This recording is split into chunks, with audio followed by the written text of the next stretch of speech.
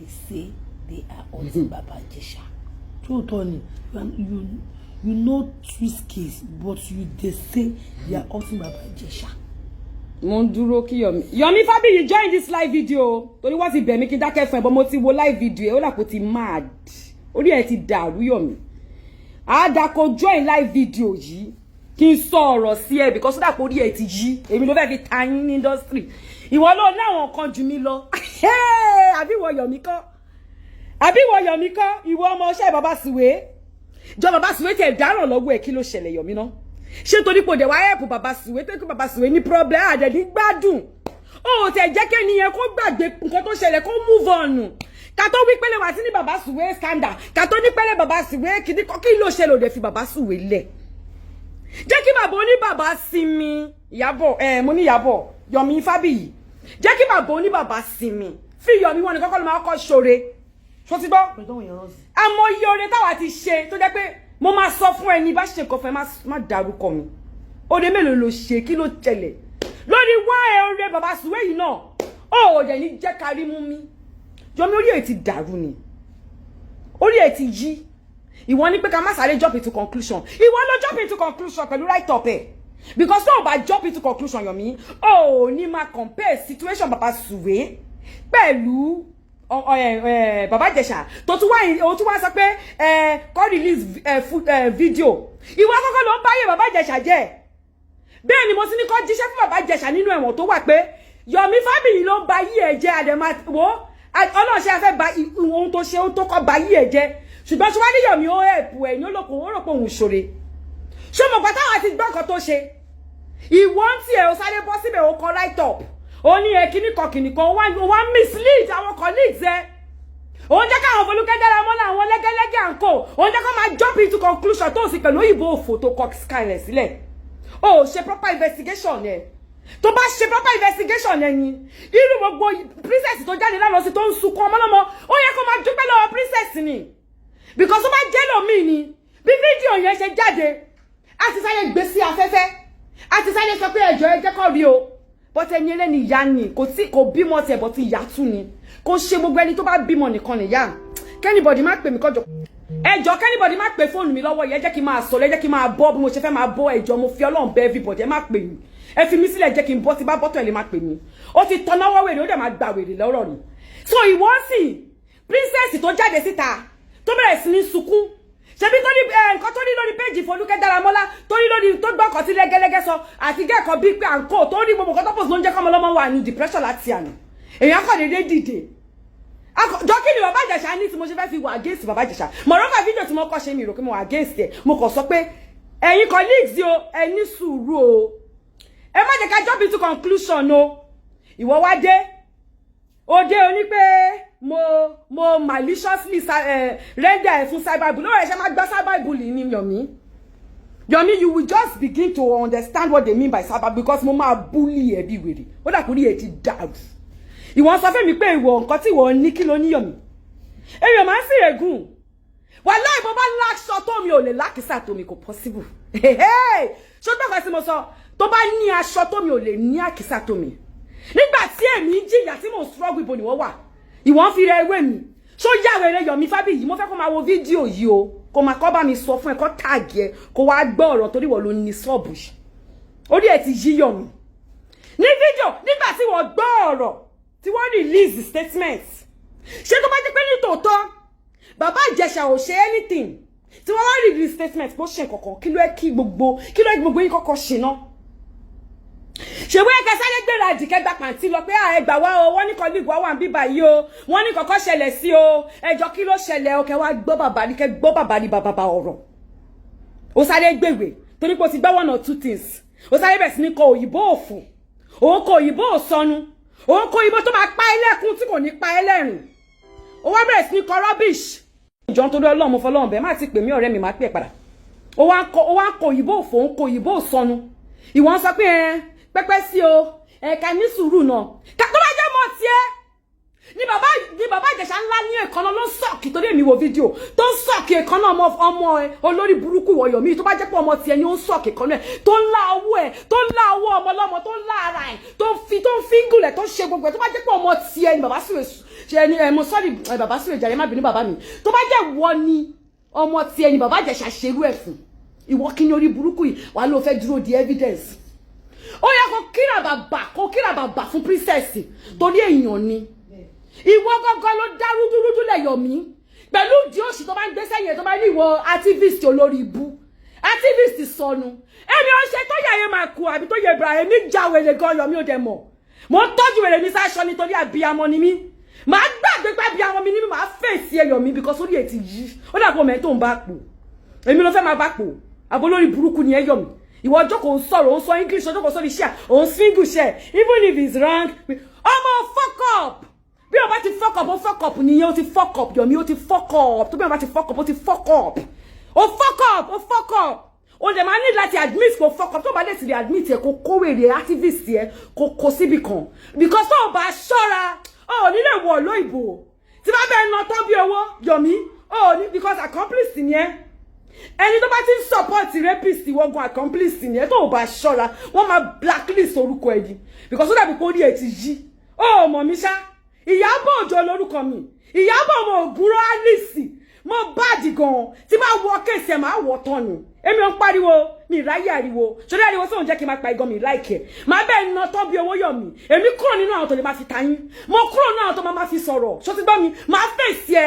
àti gbogbo àwọn olórí burúkú tó ń follow ẹ tó jẹ́ rapist tó ń kọ rubbish comment ẹni bá sọ pé kọ́ release fídíò ọmọ yẹn sórí social media gbogbo yín pátápátá ló máa mú ọmọ yín ló máa dún ọmọ yín ló máa rape ọmọ yín àwa wo nǹkan tẹ́ fẹ́ ṣe tó bá dìgbà yẹn wo ayé yìí máa bàjẹ́ ní gbogbo yín pátápátá tẹ́ bá sọ pé tẹ́bá sọ pé kọ́ lọ máa release fídíò ọmọ lọ́mọ tí Ìjẹ̀ṣà tó ń sọ̀kì ọwọ́ ẹ̀ tó ń láàárẹ̀ tó mọ̀ lẹ́sì ẹ̀ ẹ̀dẹ̀ fẹ́ jókòó ẹ fẹ́ wo pedophile nìyí ẹni bá ti fẹ́ pedophile ni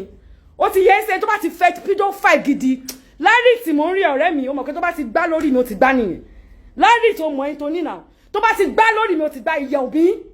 Yọ̀mí ó ṣe live video jókòó yeah you know you have to wait ìwọ ló wait Yọ̀mí ìwọ ló wait o jókòó ṣe you have to wait yẹ tẹ gbé fóònù ilé jẹ́ kí n art bó ṣe ṣe náà mọ̀ pé mi máa mọ̀ máa imitate yàn ó ṣe báyìí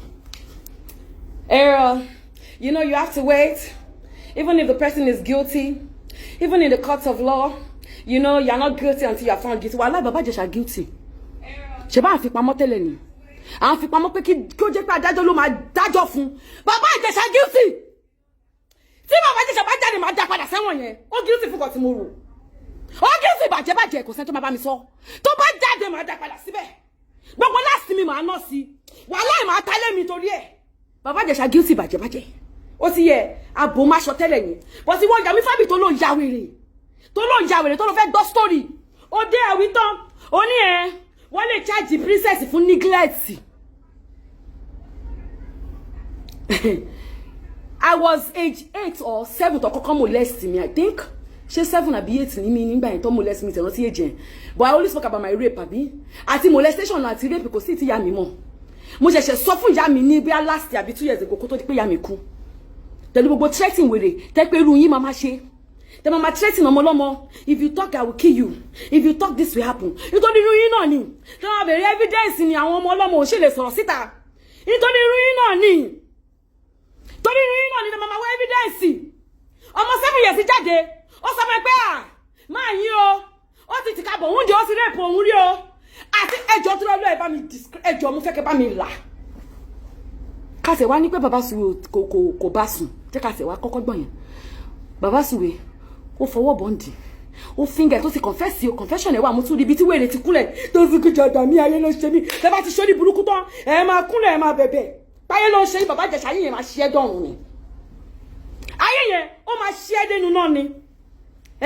ó wá kúnlẹ̀ ó ń bẹ̀bẹ̀ ẹ̀jẹ̀ ẹ̀gbà mi ẹ̀jà ní mi princess wọn ni saviour mi olórí burúkú ọmọ pé saviour ni princess tẹ́lẹ̀ kó tó ṣe ohun tó ṣe Yọ̀mí Fábí yìí bọ́ síbi kan gbọ́rọ̀ torí wọ́n ni mo ní wọ́n gangan ló ní láìfù yìí o ó wá dé Yọ̀mí ó ní fídíò tó rí wọ́n kọ̀ dì mú lọ́wọ́ báyìí mo tún sọ́sẹ̀ àfi tí ẹnìyẹn ò bá ṣe ni mímọ̀ mi ṣá àfi tẹ́ni ẹ bá kúrò nílé ayé ṣá ní Priscilla tó ti pé 20 kí ọkùnrin kankan ti ẹ̀ dì mú ní ọ̀nà tí kò yẹ tí kò tọ́ bá mi àbá ọmọ abẹ́ni ọmọ kó wá wò bóyá wọn ò ní ṣe ẹni yẹn báṣubàṣu ṣe ní gbogbo ẹ̀yin pedophile tẹ́ wà ní Nàìjíríà yìí tẹ́ ẹ̀kọ́ yín ò kí ń gbé jẹ́ tí ọwọ́ yín ò kí ń gbé jẹ́ tó jẹ́ pé àwọn ọmọ ọlọ́mọ lè máa ń ṣe yàbùyàbù lè ti yín bá yín látòní lọ tá bá mú yín bá yín ẹ̀wọ̀n gbére lẹ́ máa lọ ṣe torí olórí burúkú ni gbogbo yín ìwọ Yomi ló ń dúró di evidence ó ṣe gbà pàtí lọ tó bá lọ love Yomi Fabiyi mo dẹ̀ tó bá lọ fight fún colleagues ẹ Yomi Fabiyi mo dẹ̀ ìwọ gbéra kó gbà pàtí lọ mo dẹ̀ Yomi Fabiyi ìwọ gbéra kó gbà pàtí lọ kó lọ fẹ́ lọ́mọ tó ṣẹlẹ̀ sí bàbá Ìjẹ̀ṣà tó bá ní jọjọ méjì síbẹ̀ tó bá bí ẹrẹ Yomi ìwọ gbéra kó gbẹ̀bẹ̀ lọ ìwọ gbéra kó gbẹ̀bẹ̀ lọ kó o bẹ́ wọn ní tiẹ̀ mọ́lé fún gbogbo rubbish tó ń sọ torí wá bí ẹ́ ta ló made you judge ta ló fẹ́ di tamper ANTP ta ló fẹ́ di tamper sorry ta ló fẹ́ di judge tamper ẹ má jẹ́ kí tí bá ti ń bínú báyìí máa ń da ọ̀rọ̀ pọ̀ ni ta ló fẹ́ di judge tamper Yomi ta ló fẹ́ di judge tamper ta ló rán iṣẹ́ ṣe wọ́n jẹ́ lọ́yà ṣó jẹ́ lọ́yà bàbá Ìjẹ̀ṣà tó kọ statement ta ló rán iṣẹ́ kó kọ statement activist sọnù activist òfò ta ló rán iṣẹ́ oh who is that ta ló kọlẹ̀kùn who is that kí ló gbé wá kí ló gbé wá okay ẹjọ́ bá ń gbé fruit mi wá torí lẹ́yìn fídíò mo ní láti sempe mind mi kí kúlù temper tó lọ lórí burúkú Yomi Fabiyi èmi mì ní ẹ o mo mì ní ẹ bàjẹ́ mo ráyè tiẹ̀ activist sọnù ní ẹ wo ọ̀rẹ́ ni bá ṣe èmi tó fẹ́ bá ṣe yìí àṣetọ́ ló ṣe ṣọba wà yìí torí pé ọmọdé wà involved jọba ò ní adult tó gbé cocaine ó gbé o kò gbé o adult punishment ni choice ẹ ni wọ́n choose láti gbé cocaine bọ́ọ̀mù dédé báwo ló ṣe tọ́mọ́ odidi ọkùnrin àgbàlagbà 47 àbí 48 àbí kí wọ́n pé èjì bàbá wèrè yẹn tó mọ ọmọlọ́mọ láàrin 4 minutes nínú fídíò tẹ́mi wò tó ń ṣe báyìí tíyẹn ti dànù tó ṣe báyìí tó ń lẹ́yìn ṣó ẹ jẹ́ kí n láti fídíò bàbá Ìjẹ̀ṣà fún yín sí ìsọ̀ release ẹ̀kẹ́ máa wò ó tó ṣe báyìí ó tún fọ́ ọkọ̀ ọmọ yẹn báyìí yẹn tún tẹ́rẹ̀ dẹ́ ó wá ní kọ́ ọmọ yẹn bọ́ bàtà fún un olórí burúkú lè bẹ̀rẹ̀ bọ́ bàtẹ̀ ó wá mọ́ wọn ọmọlọ́mọ wá sọ̀k má jẹ́ kí wọ́n ní àwọn tó fẹ́ máa sọ ọmọ kẹ́mi ò ṣe lesbian má sọ̀kì ọwọ́ mi jẹ́ kí boyfriend mi wá sọ̀kì ọwọ́ mi ló bá mú ọwọ́ ọmọlọ́mọ ló sọ̀kì ẹ̀ ló mú ọwọ́ ọmọlọ́mọ ló bẹ̀rẹ̀ sí ní ńlá kò ní dá fún bàbá Ìjẹ̀ṣà kò ní dá fún bàbá Ìjẹ̀ṣà support bàbá Ìjẹ̀ṣà ayé yìí máa jọ block ọ ni èmi mo dá dúró ṣé understand ló ti pẹ́ tí mo ti fi Yorùbá yín sílẹ̀ mo dá dúró ọ̀dẹ̀ bí yàrá yẹ anybody tí bá tún tó la tó ń fẹ́ ya Yorùbá fi máa yà ó yẹ ibẹ̀ yẹn mi ò gbádùn o gbogbo wa la níwèrè à ń bo wèrè wa ní ó ṣe ọ̀rẹ́ mi à ń bo wèrè wa ní o Yomi máa bẹ́ẹ̀ iná tán bí owó sórí ìtọ́ kan yẹn tó gbé jáde yẹn ó wrong bàjẹ́ tó o bá jẹ́ accept kó wrong wàhálà tiẹ̀ ni ó mọ ọmọlọ́mọ tí ọwọ́ bọ́ lára bó ń ṣe báyìí ọmọ yẹn ṣe báyìí fún ìgbà tó yá wá ní kọ́mọ yẹn kó lọ bá wọn gbomi wá kò dẹ̀ sí kámẹ́rà nínú kitchen ó dẹ̀ dìde bó dẹ̀ ọmọlọ́mọ ṣe wọ kitchen lọ because fídíò yẹn wọ́n á lè gbọ́ ọ̀kan tí wọ́n sọ bọ́tà kọ́ ní kọ́mọ yẹn dìde ó wọ kitchen lọ ó dẹ̀ dìde ó tẹ̀lé ọmọlọ́mọ wọ kitchen ṣé ká wá dúró nígbà tó bá tó kó ọmọlọ́mọ nú kitchen ní kó tó wá kà mọ́nu lé ni torí ẹ̀ ń sọ̀rọ̀ ń sí ẹ̀yọ́ lórí burúkú Yomi Fabiyi ẹni ṣèbọ́mọ̀ lẹ́ẹ̀kẹ́ ni kò bá sùn ṣó nígbà tó bá rèèpù ẹ̀wọ́ kíṣìnù torí olórí burúkú ni ẹ́ èmi àti ọjọ́ mọ̀ ń pa kiri yìí náà ni èmi náà mo ṣe findings mi dé bẹ́ẹ̀ kí ló dé tó ṣe findings ẹ kó tó post kó tó mislead àwọn ó ti rà wípé send ẹsẹ̀ mi náà pẹ̀lú picture ẹ̀ kí n post mi ì dẹ́ lóhùn ni torí mi ò ń ṣe yóò fò mi ì ń ṣe yóò ṣì mi ì ń ṣe yóò rádaràda gbogbo nǹkan ló lè gbà lọ́wọ́ mi ẹ̀ lè gbọ́ ọmọ lọ́wọ́ mi kò possible Yomi ìtọ́ fẹ́ bá mi pò yóò lè pò tán mo ready fún ẹ gbogbo energy tí mo fi ṣe TikTok máa gbé sílẹ̀ kalẹ̀ báyìí máa fi face ẹ torí mi máa ń jà máa dúró sórí òótọ́ ni torí wọ́n lo tọ́náwọ́ wèrè ò dẹ̀ máa rí wèrè tó tọ́ná wèrè tó tọ́náwọ́ yẹn o máa rí Yomi torí máa bẹ́ẹ̀ ná tán bí owó ṣé lórí burúkú ni ẹ máa bẹ́ẹ̀ ná tán ìwọ kìíní bàjẹ́ yìí ẹ̀yin tèmi ẹ máa wòran tí I will come back tó bá tún yá.